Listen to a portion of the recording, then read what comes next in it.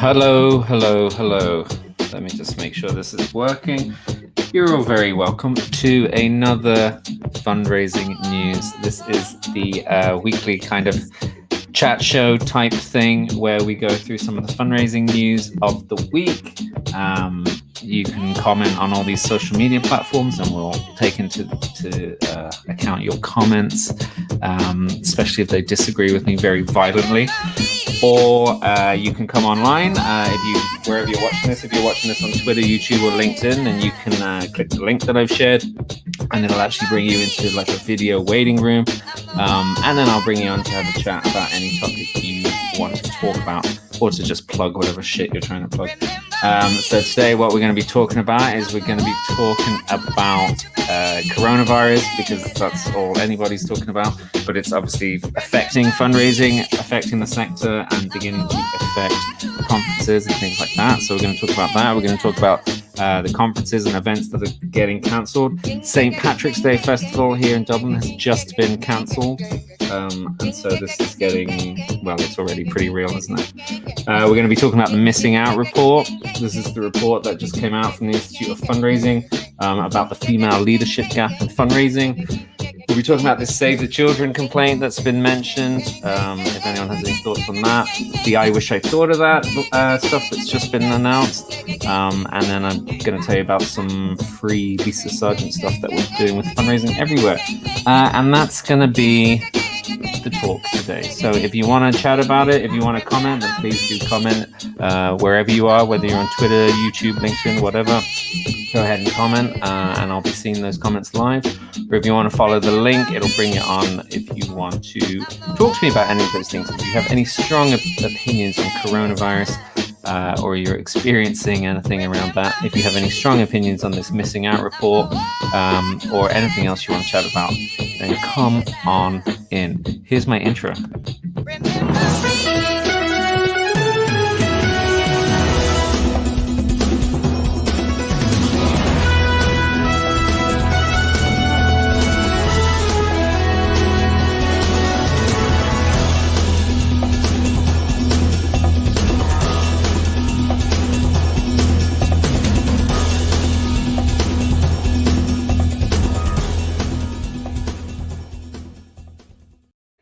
So official looking, isn't it? Okay, so you're all very welcome. So what are we going to talk about first? Let's chat about the coronavirus stuff. Let's see where we're going. I know you're hearing it everywhere and everyone's so sick about it. But it's just, it's relevant, isn't it? It's relevant to everything. It's affecting everything. As I said, the St. Patrick's Day Festival in Dublin just got cancelled, which is a big deal for us. Not that I go to it because it's terrible, but I would watch it on TV sometimes. And obviously we've got a bunch of, we rely on these kind of things for people to come in, for tourists to come into Ireland. We make a lot of money from this. And unfortunately, it's been cancelled. We've also seen loads of events worldwide. Conferences get cancelled. So Google have cancelled events because of this. As a precaution, Facebook have cancelled events. All the big organizations have cancelled events. Do you know who hasn't cancelled an event? Is our sector, is the nonprofit sector. I haven't heard of any fundraising conferences that are being cancelled as a precaution to this. Very possibly you have. I'm curious to hear if you've heard of any, or is anyone organizing one and wants to talk about this? This is a great opportunity for you to come on and just plug your conference, even though it's probably going to get cancelled. So I wonder why we haven't cancelled anything yet. Is it because more than the private sector, we as nonprofits can't afford to take the hit on the cancellation? Because obviously, cancelling something like this is a major hit for anyone who's organizing it. You're not going to get all your money back for everything. Most of us rely on these events to make income, generate money. Organizations like, say, for example, the Resource Alliance, not to pick on them, but they have IFC every year, and that's like their big flagship conference, even though they do a few other things. But I imagine someone like the Resource couldn't afford to cancel something like that, because it would just be a big chunk of their money coming out of it. And like Mandy Johnson is saying here, is it perhaps because charities are a little bit slower in terms of making our decisions, because it has to go to a board. The board only meet once every 2 months. Then they meet and they talk about it, and they say, well, let's think about it, or let's go find out this, and then they have to wait another 2 months to make a decision. Is that what's going on here? I mean, really, is it inevitable that we're going to start to see some of these conferences get removed, get cancelled, get postponed, or change in some way? I know AFP Icon, which is one of the largest fundraising conferences in the world, if not the largest, and they have their event in America every year, and they are still going ahead full on. Obviously, it's the United States who are not really coping with the coronavirus stuff as well as other countries, but they're going ahead with it. But what I did see today is that they've announced a virtual conference or a virtual element to this conference. So following the lead of I suppose of Fundraising Everywhere, following the lead of people like Resource Alliance who started that a couple years ago, doing online versions of what they do with their pop-up shops and all of those. So AFP Icon have decided to do this, and I wonder,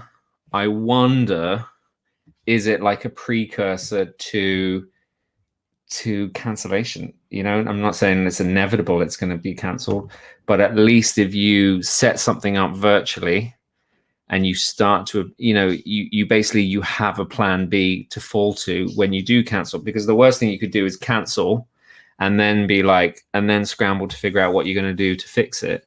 Ideally, what you want to do is you want to have that backup plan in place so that when you send that cancellation email, which is not a good email to be sending, you send that cancellation email, you can say, but the good news is you're going to get all these sessions anyway. You can still attend these. This is going to happen. This is going to happen. So I don't know. So AFP Icon announced that they've got that virtual element. There's no details on price or anything like that yet. So we'll see what happens. But I wonder, how long can it be before one of these big fundraising conferences is cancelled?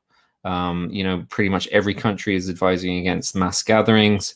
All the private sector events are starting to fall.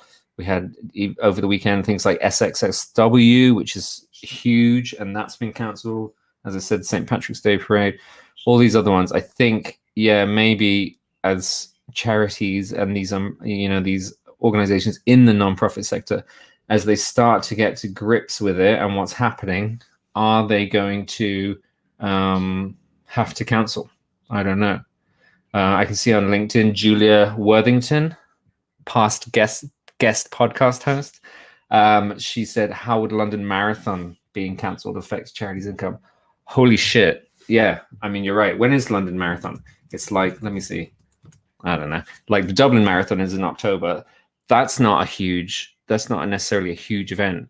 But actually, do you know what we do have is the mini marathon, the women's mini marathon in Ireland is one of the biggest fundraising events for the sector. But for some charities, it's like their bread and butter. They would have dozens, hundreds of people running in this, all raising money for the likes of them.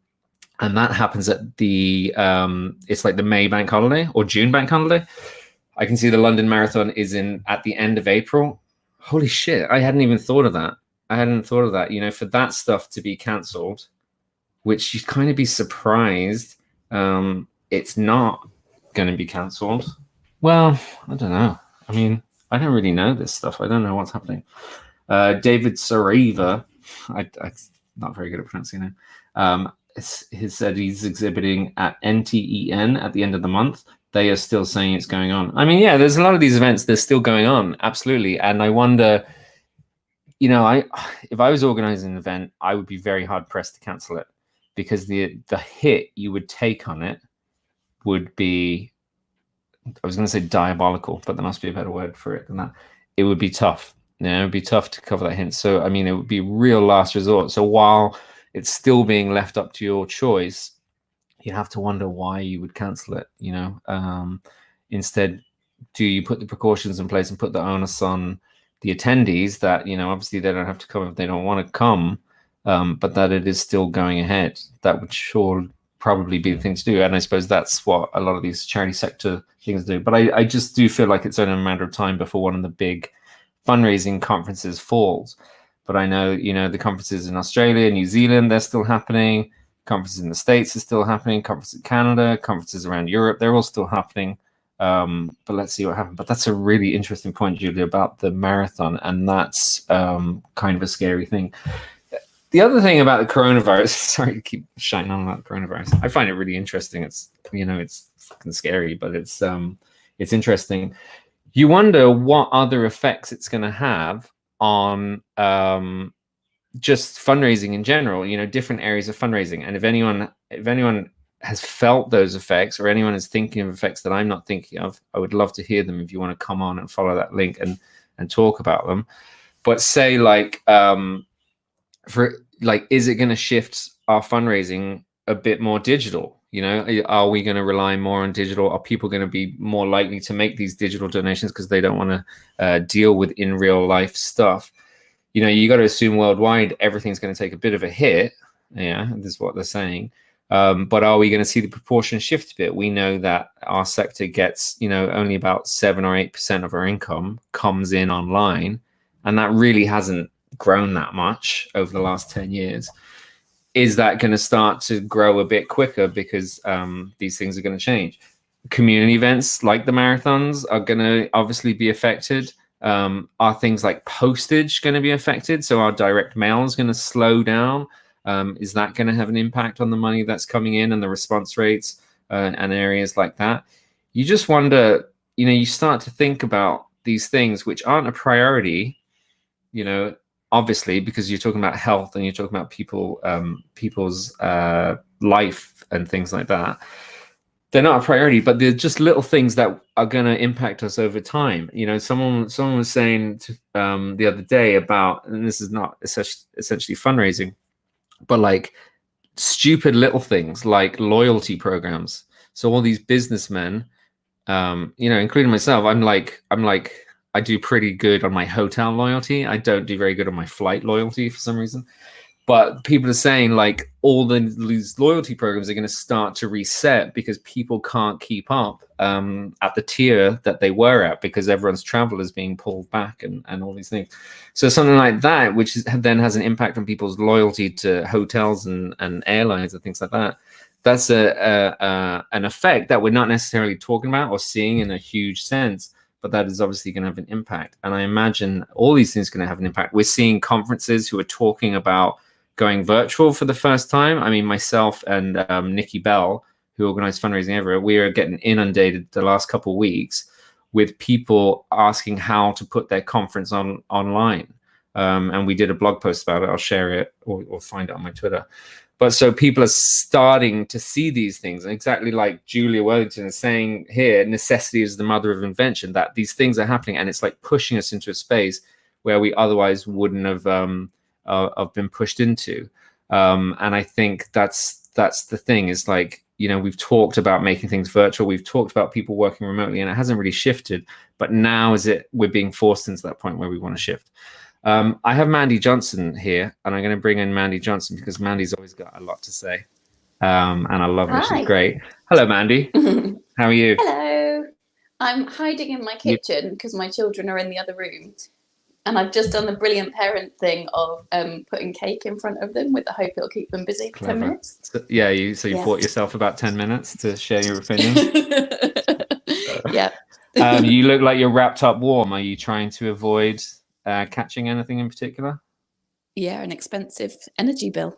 Oh yeah, okay, very good. Oh, you're one of those parents that tells them to put on more layers instead of. Exactly. Yeah, it's better for the environment and my bank balance. I can imagine. What are you thinking about all this stuff? You're obviously following this. You're a big social media head like me. Are you following the panic? Of course I am. And being a parent, I'm trying not to buy into it, but telling everyone to wash their hands every 5 seconds. Yeah. I guess the thing I was just thinking about was I'm working with a charity at the moment that it has an annual dress down day. Okay. So their biggest source of income is people going into a workplace or a school and wearing different clothes from normal. Yeah. So we've just had a planning meeting today where we've been talking about coronavirus and what happens if people don't go into work. Oh my God. But one of the things I spend a lot of time doing is trying to convince people to try things out digitally. So I'm hoping that that coronavirus is going to force them to think a little bit differently. So we've been talking about having virtual dress down days. And what that actually led on to was there are loads of people who work from home now who are probably a bit lonely, who would love to do a dress down day with someone else. I mean, I spend most of my life in my pajamas when I'm working from home. But to do that with someone else remotely would be lovely sometimes. Yeah, it's nice. It's like forcing you to think about how you can replicate it in an online space, which maybe we should have all been doing a few years ago. Well, exactly, yeah. I mean, I think the environmental stuff that maybe got us thinking last year, as people get more aware of that. But this is really is this going to change people permanently, or is it just a blip? Well, what I'm hoping is that it will change charities permanently, because they will be forced to do things differently. And I think without being forced to do things differently, they'll just carry on the way it's always been. Some of them, obviously. There are some great innovative charities out there, but a lot of them are too scared to try new things because that can cost money. So the charity you're working with, do they are they all into it? Like, are they getting excited by it, or are they all very apprehensive about it and don't really want to touch digital, but they have to? I'd say somewhere in between. So they're all very excited, but when it actually comes to making changes, that's when it becomes scary. Talking about it is fun and exciting. Actually, it's the point where it comes to stopping doing some of the offline things that they've been doing for 20 years that it becomes scary for them. Yeah, I can imagine. But you're calming them down and you're getting them through it? Always, we have deep breaths. But I mean, it kind of like this virtual stuff kind of suits people like me and you with lots of social anxiety and lots of, you and I like to hide in our houses sometimes. And so actually, this growing virtual trend is, it could be a good thing for people like us to, reaching audiences that you wouldn't necessarily reach, that wouldn't turn up to these things in person. Exactly. Yeah, I'd love to spend my entire social life in my own house, wearing pajamas. Sounds like my dream. That sounds good. Any other thoughts on coronavirus? Anything else that you're doing differently that year? Well, because we're going through a lot more soap than normal, it's made me a little bit more aware of the environmental issues surrounding soap. So I've switched to a soap bar. Which actually made me think, like, if people's behaviors are changing around climate change and stuff like that, are there trends that are coming in that charities could be jumping on top of? Like, my mum always used to have a soap dish when I was growing up. And that went out of fashion, but it's coming back into fashion. So could a charity, be the soap dish charity? Let's have a chat about soap dishes. It seems ridiculous, but it's like true. It's these little things that you can't really grasp while you're in the midst of it. But things like soap dish sales are presumably going to go up, and soap sales are going up, and the way we look at toilet paper is changing, and just all these little things that we really, they're not headline stuff, and we're not really planning for them. But there must be opportunities coming up. There must be opportunities. Well, I'm running a crowdfunder for my own business at the moment, and I was wondering, would I get more people to pledge if I offered a free toilet roll with every pledge? Yeah, because I've got loads of toilet roll in my house. If you can get them. Oh man, your kids are killing each other? They are. I think I have to go and wipe someone's bottom. Okay, just before you go, tell us, plug your sketch notes. Notes. What are you crowdfunding for? I am crowdfunding for a sketchnoting business, so you can find it at crowdfunder.co.uk/sketchnotesuk. Nice one. And you're on Twitter as Miss Mandy J. If anyone wants to Mandy J. MS if anyone Mandy wants to J. find down there, yeah, cool. Good luck with the crowdfunder. Really excited, and thanks for coming on. We'll talk to you again soon. Okay, speak soon. Bye. See you, Mandy. Bye. That's Mandy. Nice for her to come on, even though her kids sound like they're about to throttle each other. Regina has said here, a friend who produces printed merchandise just told me they had 10,000 worth of orders cancelled today. Yeah, I mean, I imagine things like the printing industry are getting hit by this. What's going to happen to the fucking insurance industry? Do you know? Obviously, like, they're going to shirk loads of this stuff and just screw us over. But I imagine that they're still going to take a hit on some things, a number of things. And how do you survive that? Julia said many of the community fundraising groups are run by older demographics. Older people are avoiding going out and mixing with others. this will have an effect on their fundraising too. Absolutely. And really just kind of like that living in fear. Like someone was saying to me, everyone's mum is scared. Yeah. Like my mum is really is really worried about this, you know, just constantly following it, because obviously she's older, she's in her 70s. And so, you know, when you're living in fear, or when you have that uncertainty, you don't give as much. You know, you hoard a little bit, you hold on to your money, because you're not sure what's going to happen and what you're going to need. And Jesus Christ, I'm sorry for giving the Americans a hard time, but imagine living in America where, you know, getting sick is like a huge, you know, can destroy your life and can, you know, financially bankrupt you. Imagine being in that situation. Like, you're not going to be giving any money away, you know, because you just don't know what's around the corner. And so I think that like that uncertainty is the bit which is kind of freaking me out, and I suppose freaking most people out. So that's the coronavirus. Yeah, I know. Sorry, it's like I'm just fascinated by it, and you know, I'm seeing people put out tips. NCVO, Institute of Fundraising. There's been a few blog posts about how to deal with this.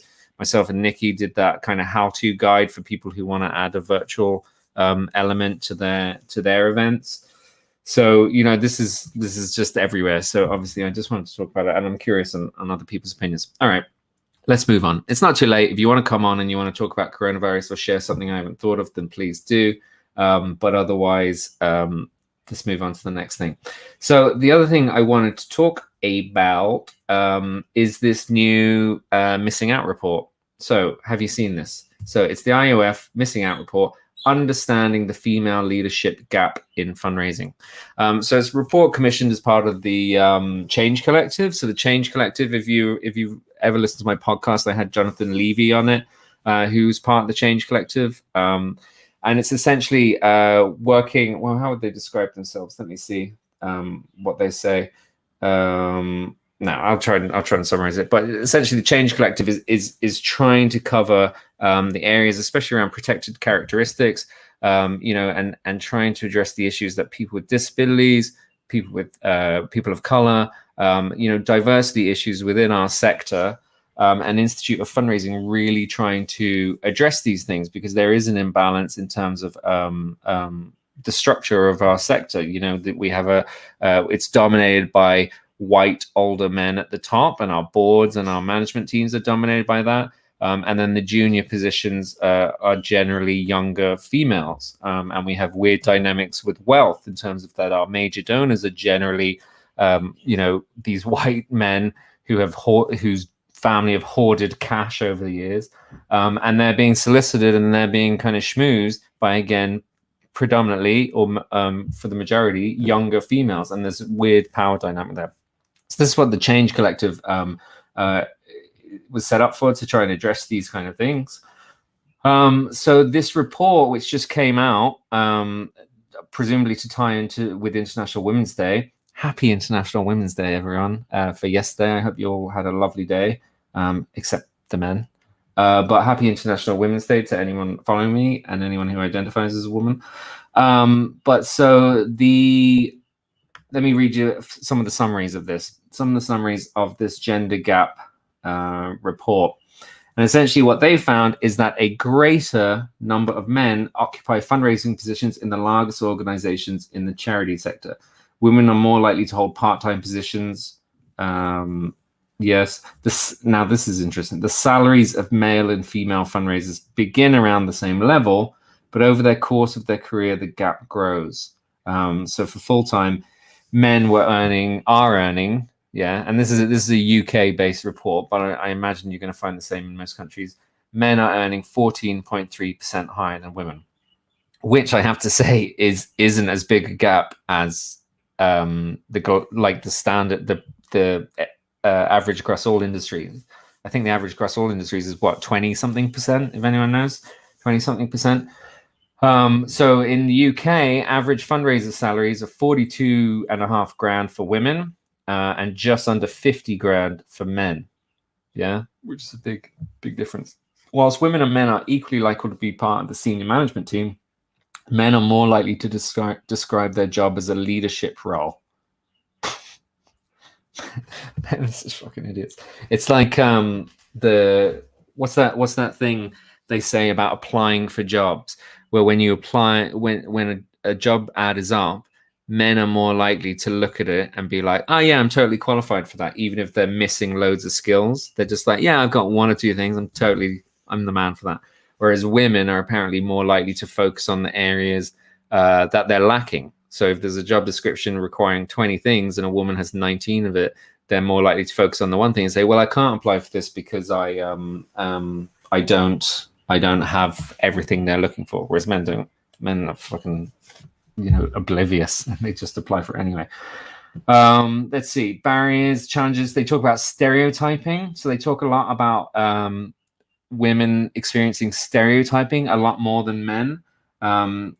I think they have some examples in this report. You should absolutely check out this report. It's worthwhile reading. I mean, as a man, I have to say, I don't really remember ever experiencing that kind of stereotyping in my professional life. I've gotten stereotyped because I'm a fucking idiot, or I look like an idiot. I've got stereotyped because I dress like shit. I've been stereotyped because of my age. Definitely. I mean, not now because I'm aging rapidly, but when in the early days of my career, definitely you get stereotyped because of your age. But women, what they're saying in this report, and what they're finding in this report, is that women are getting stereotyped in their fundraising careers a lot by the managers, by donors, by members of the public, by the media, all of these things. Do you know when men get stereotyped? Do you know when I get stereotyped? Is as a father, yeah, which is, I can live with it. Obviously, I'm pretty privileged, so I don't care. But I get stereotyped. See how I'm turning this into me complaining about me as opposed to the issue at hand. But it's just worth mentioning that people see you as a male parent. Like, I'll tell you, when I split up with my son's mother, the first question almost everyone asks, and they still ask, is how often do you get to see him? Yeah. Now I have him half the time, and his mother has him half the time. But people assume I have him less than half the time, or I'm a weekend dad, or every second weekend, because I'm a man. Yeah. So that stereotyping, it does annoy me, and people think I'm a shit father because I'm a father. And I'm a shit father for all different reasons. And the other thing that they stereotype in it is that men are like bumbling fathers. Whenever you see TV ads and they like leave the baby on the car roof and stuff like that. So that annoys me. So my point is that if that one tiny thing that I experience stereotyping on annoys me, I can hardly imagine how much this affects women. They're getting stereotyped in everything. So what do they recommend? They've got recommendations for next steps. They recommend some things for charities to do, mainly around investment in trying to be more diverse, educating trustees, investigating the gender pay gap, and trying to find what's going on there. Make use of available technology. See that, and this is again, shifting with that coronavirus stuff. One of the problems is because parenting duties often fall on the mother, and because of things like they're talking about women working more part-time, things like this. But essentially, it becomes harder for them to go to, and actually, I know Mandy Johnson talked about this before, and lots of women in our sector talk about this, like how difficult it is to get to morning networking things if you're parenting, and how difficult it is to get to certain events, and it just basically it can hold you back in your career. And I find that as a half-time single parent, as a co-parent, there's no fucking way I can get to these networking things when on the days that I'm doing the school run and sorting my son out and stuff like that. So what they're recommending in the report is that using technology to access things remotely, which is what we're seeing because of the coronavirus stuff. But actually, that's what charities should be doing, is bringing in more flexibility into their workspace in terms of hours, in terms of location, things like that. I mean, it's amazing where we are at with technology and how we're still not embracing this remote working. It's crazy. Okay, fundraisers, they recommend, should consider making a formal career plan. When looking for a new job, ask for clarity about flexibility. let me see, consider serving as a trustee. So, I mean, they're basically saying, what, work harder? Okay. And what are they going to do? Institute of Fundraising. They're going to promote and celebrate role models. They're going to lead a mentorship initiative to assist fundraisers, provide career planning tools, participate in policy discussions, and commission further research. It's an interesting report, and it's worth reading. It's worth reflecting on. Now, what Mandy's said here is, have I touched on the lack of intersectionality in the report? Because obviously she's stopping her kids from burning down the house or whatever she was doing. So she might miss that. I haven't. And actually, you know, there are a few questions kind of get raised about this report. One of the things that I saw or that came up as I was talking about this online is I'd never fucking heard of this report. So, you know, they're talking about getting, you know, I would follow the Change Collective stuff. I find it really interesting. I try and support it where I can. And they did try and interview men for this report, and they did try and survey them. And what they were saying is that, or what a few people had raised, is hardly any men responded to this, or hardly any men took part in this. And that when they launched it last week, or was it over the weekend, or I think it was on Friday, and the men weren't in the room. And yeah, you know, I take responsibility for that men aren't as engaged in this as they should be, because, you know, a lot of them don't, or a lot of us don't necessarily feel it affects us directly. But I would consider myself reasonably engaged, and I just didn't hear anything about it. You know, I didn't hear anything about it, and so I think that's a struggle. You know, and one gentleman on social media was saying he's actually part of an IOF committee, one of the IOF regional things committee. And he'd never heard of it, or he'd never, you know, he wasn't asked to be involved in it. He just heard of the launch. He wasn't involved in the preparation for it. So, you know, again, holding my hands up here, but it did enter my mind, and a couple of people did say things that made me think, you know, is this almost like this little exercise for the IOF to do, to just kind of be like, we're doing this? That's a really harsh criticism, but I'm going to put it out there. I'm going to put it out as a question. If you ever want to say something really controversial, you phrase it as a question, and then you can say, "No, that's not what I think. I'm just asking." But is it a feeling that, you know, because the IOF have come under criticism, you know, recently for how they've handled complaints? You know, there was that news story that we talked about last week, and obviously they're trying to address it. And I understand that, you know, they're good people who work there, and I have a lot of love for the IOF.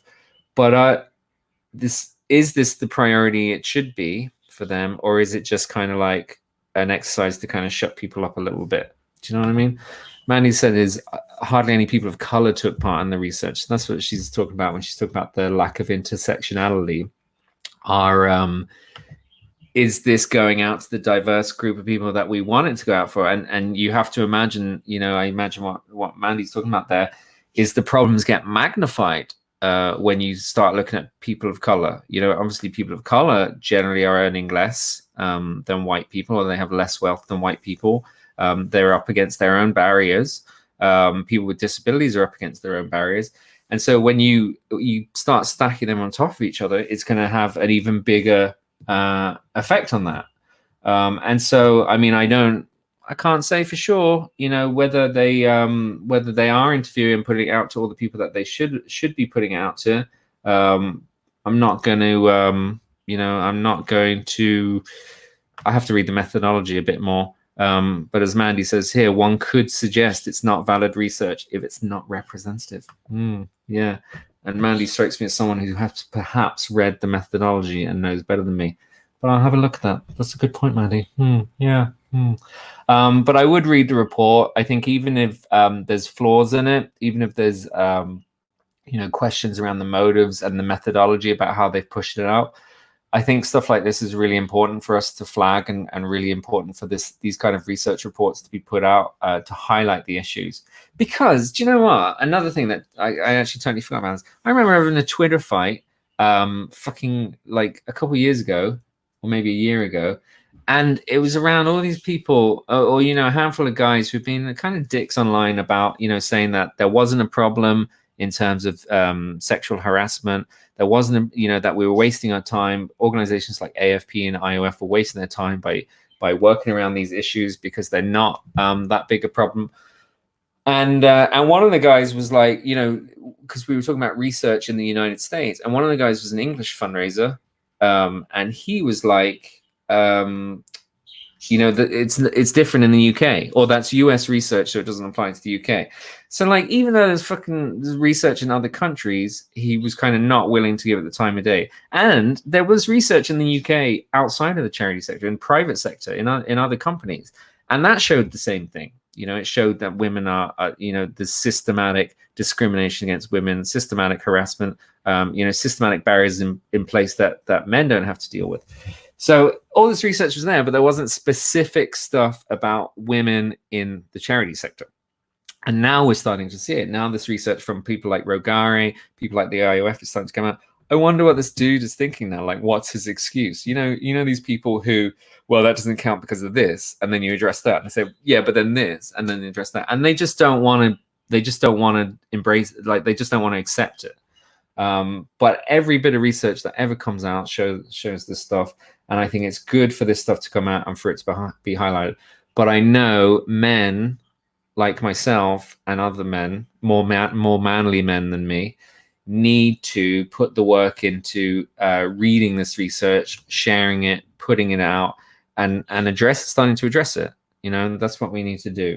So I really recommend, if you haven't looked at this missing out report, do a search for the hashtag missing out and you'll see it, or check out the Institute of Fundraising pages and you'll see it.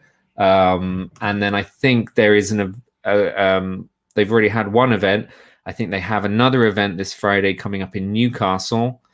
Check out my Twitter, or check out the IOF Northeast Twitter, and you'll find it. And it would be really good to see more men supporting this, but as well, women supporting this and going to these things and helping to share these stuff. Yeah, that's the missing out report. Check it out. It's worth reading. Okay, what else have we got to talk about? The other thing I want to talk about is the Save the Children stuff, just quickly. So Save the Children mismanaged complaints about their ex-CEO, says regulator. Let me read you some of this. So this is from Civil Society News, from Kirsty Weekly. And she says, Save the Children failed to handle complaints about the behavior of its former chief executive properly, amounting to mismanagement, according to the Charity Commission. Mismanagement would be a good name for a female rapper. She didn't write that. That's me saying that. The regulator published the findings of its statutory inquiry today, nearly 2 years after opening the investigation. I didn't hear anything about this. And I love Save the Children. I love Save the Children. They would be like in my top 5 charities in the world. I love them. But it has not taken any formal regulatory action against the charity. The commission said the charity should have been more open with the regulator, its own trustees, and the public, where complaints were raised in 2012 and 2015 and were made public in 2018. It reported weaknesses in workplace culture, and it made public statements that were not wholly correct, which is a total fuck up, isn't it? Like, it's one thing making mistakes and having holes in the process, but to actually write public statements, push out public statements which are not true, it's no good. Save the Children said it accepts the finding and has apologized. I like it. The commission inquiry did not address the substance of the allegations made against Save the Children's former chief executive, Justin Forsyth, and former policy director, Brendan Cox, but looked at how charity responded. Brendan Cox is the guy who, the little I know about him, or the little I'd seen about him, I hadn't heard about any of this stuff. He seemed like a pretty amazing guy. He's the guy whose wife, Jo Cox, was a politician in the UK, and she was murdered campaigning. And he was very outspoken about that, and really, did a lot after that to try and make change, try and inspire change. So that, there's claims here in terms of that couple of those people I've mentioned have been acting inappropriately. There's some details in here which I'm not going to get so much about. But yeah, so Save the Children's response: Kevin Watkins, another gentleman, who became CEO in 2016, having previously served on the board. I unreservedly apologize to the women. Let me do it. What's his accent? Now just do it normal. I unreservedly apologize to the women affected by the behavior of these two senior executives. The harm they suffered was compounded by a failure to respond appropriately to complaints and then by a defensive handling of media inquiries about the cases. Our staff our staff are passionate about work for children. They have a right to expect the highest standards of support and protection. I'm determined to work with them to build an organizational culture that reflects our values. So these incidents have happened, and the way they've addressed them leaves a lot to be desired.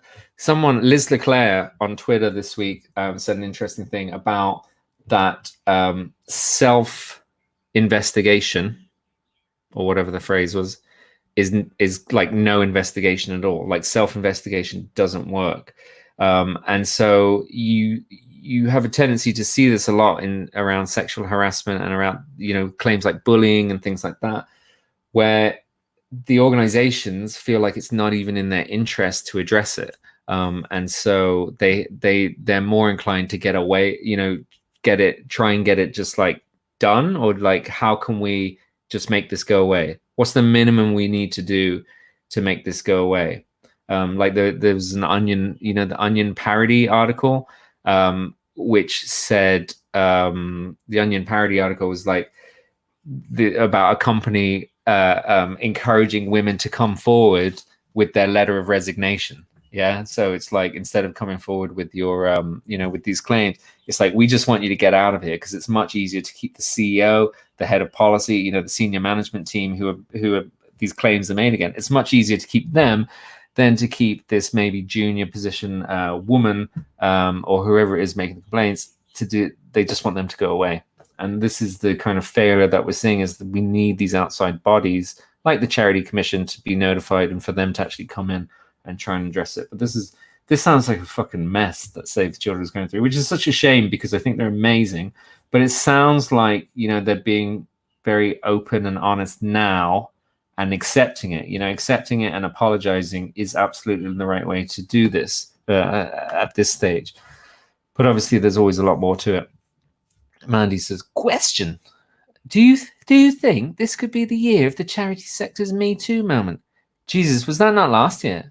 Do you know? I'm not being flippant or joking, but like last year was like Liz Leclerc's stuff, around her article getting more exposure about the National Day of Conversation and things like that, and Ruby Bailey Pratt's article, which got everyone talking, was really big. And it just feels like it's kind of fizzled out a little bit, doesn't it? Or it doesn't feel like things are necessarily changing. I mean, yeah, exactly. Like Mandy says, no one's been named yet publicly. I mean, I know kind of unofficially there's names have floated around a little bit. And I'm not going to obviously say any of them at this stage, but it just feels like is there a big change happening?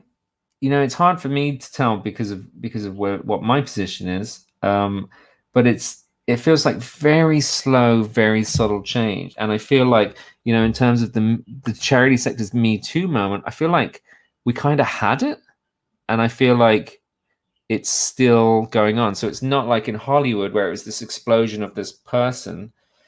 For us, it's like simmering along with all these kind of vague notions.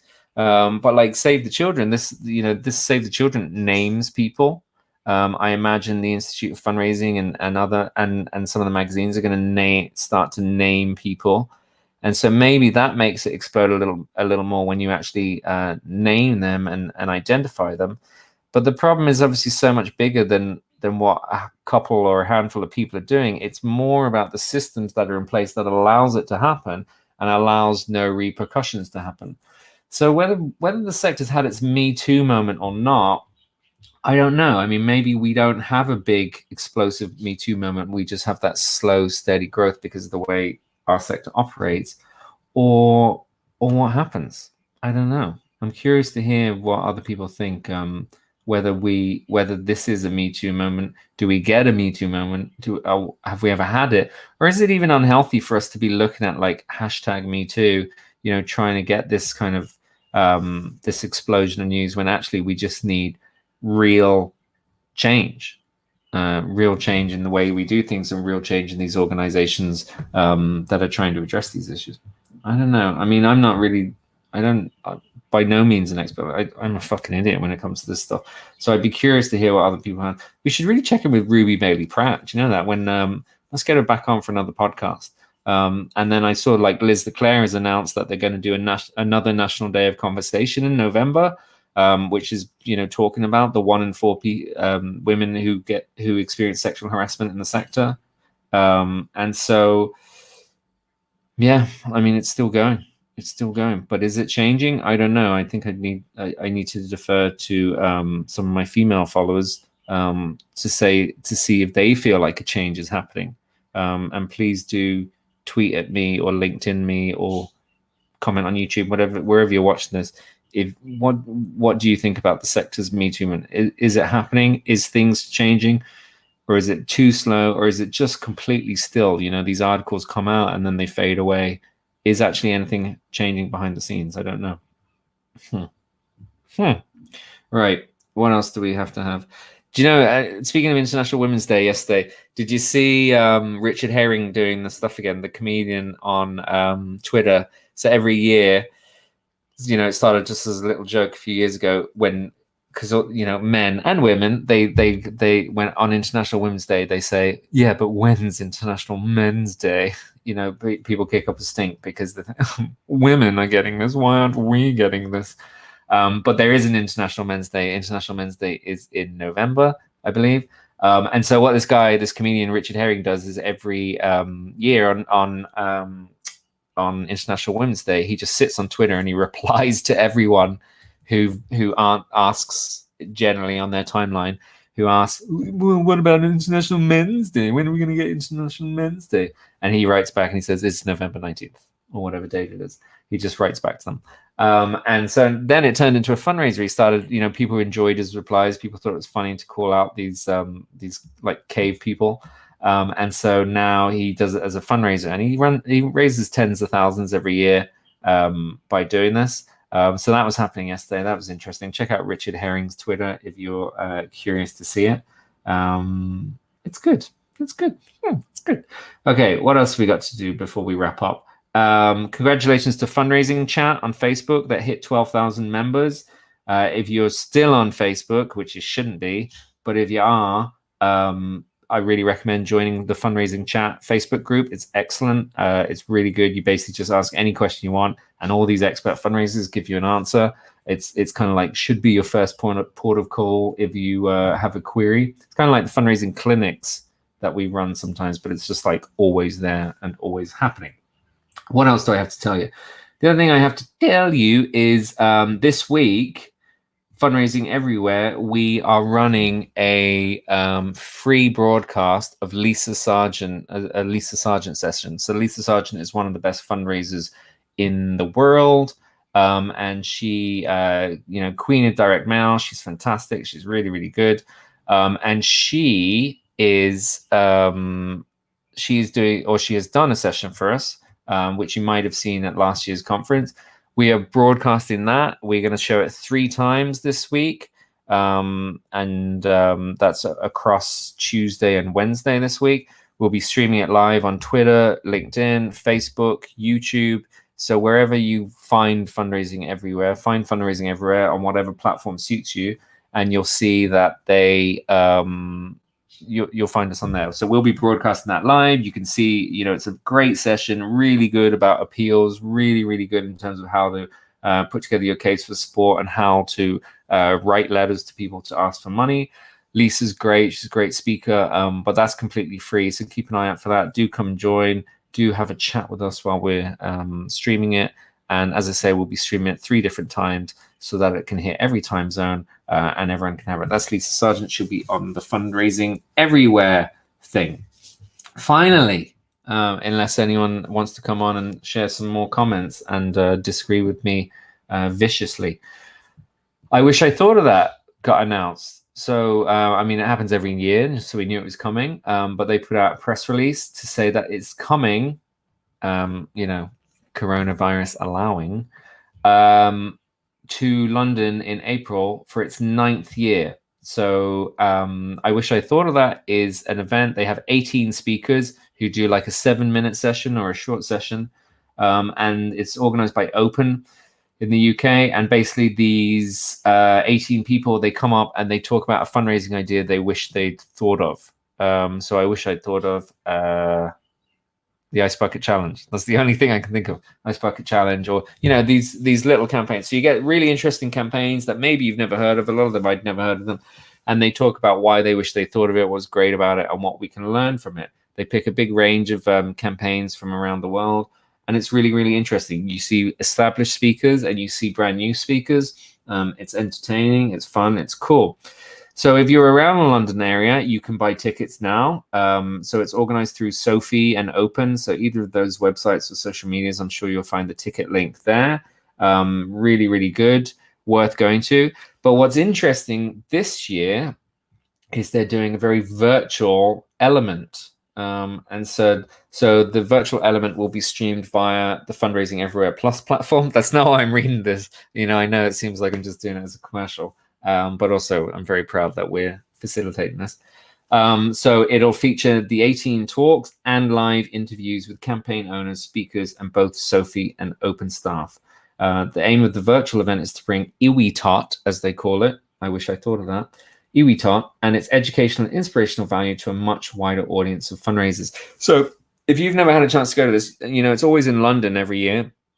They also sometimes do it at IFC in Holland.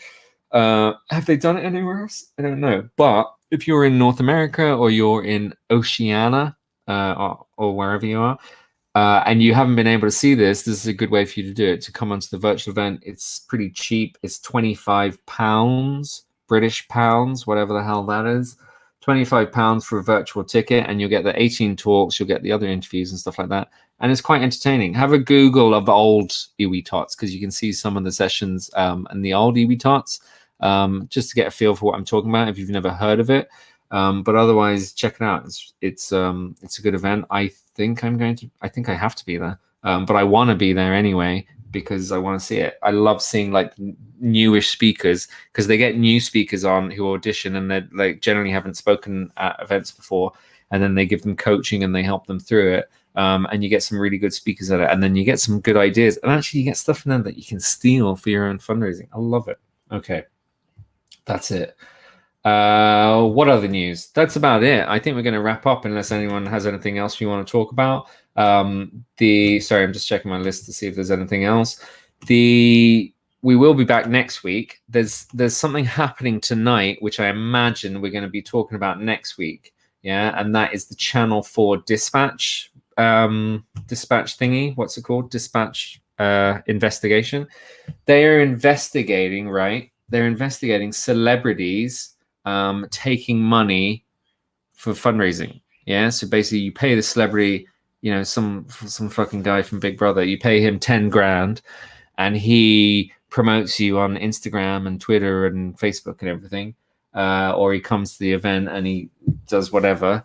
And then with the hope that because he's well known and people love him, that you're going to raise more than 10 grand. So that's what Channel 4 is investigating.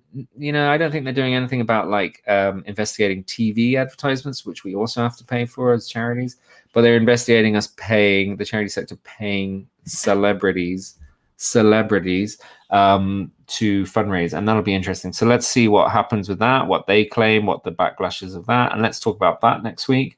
If anyone wants to watch that on Channel 4 and come on and share your thoughts, you're more than welcome next week. But that's it. Let me just do one last check on LinkedIn and see if anyone has anything interesting to say.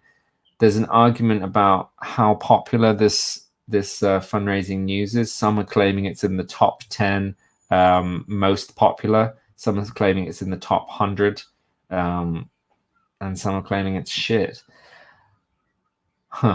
Okay, actually, there's some interesting comments. Do you know the LinkedIn doesn't always update for me.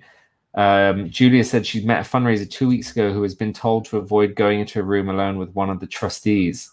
Sexual harassment is still going on and being tolerated.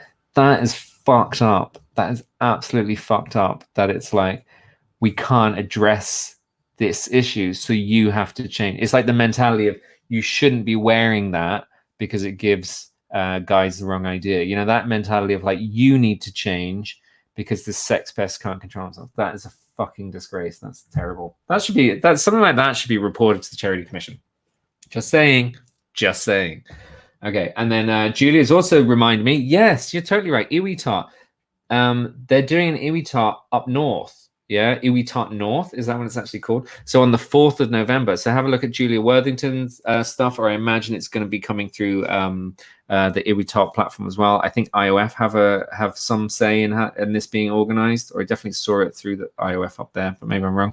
But it's going to be in Manchester on the 4th of November. So if you can't get down to London, if your travel is restricted for whatever reason in November, check out the Manchester one. Manchester, November 4th, Iwitat. And then the London Iwitat is 21st of April. And then the virtual Iwitat is 22nd of April. So you'll be able to buy your tickets for that if you check out Open, if you check out Iwitat, if you check out Sophie, whatever. It's all everywhere. Okay, my friends, that's it. Let's finish up because I got stuff to do. Look at that timing. I'm really good at keeping this at just under an hour. Really lovely to chat to you all. Thanks for everyone for tuning in. Thanks so much to Mandy, especially for coming on and sharing her thoughts. Do check out her Sketchnote crowdfunder because that's going to be really good. And there's some good freebies in there. It's still on my to-do list. I'm waiting for a client to pay, and then I'm going to sponsor you, Mandy. But for everyone else, thank you all very much for your time. We'll see you again probably not next Monday because it's the day before Paddy's Day, and I'm going to be in the UK or something. But I will publish when the next one's going to be. We'll do it again in just over a week. And thank you very much. We'll see you all again. Do you want to see my my news thing again before I wrap it up? Let's do it. Goodbye.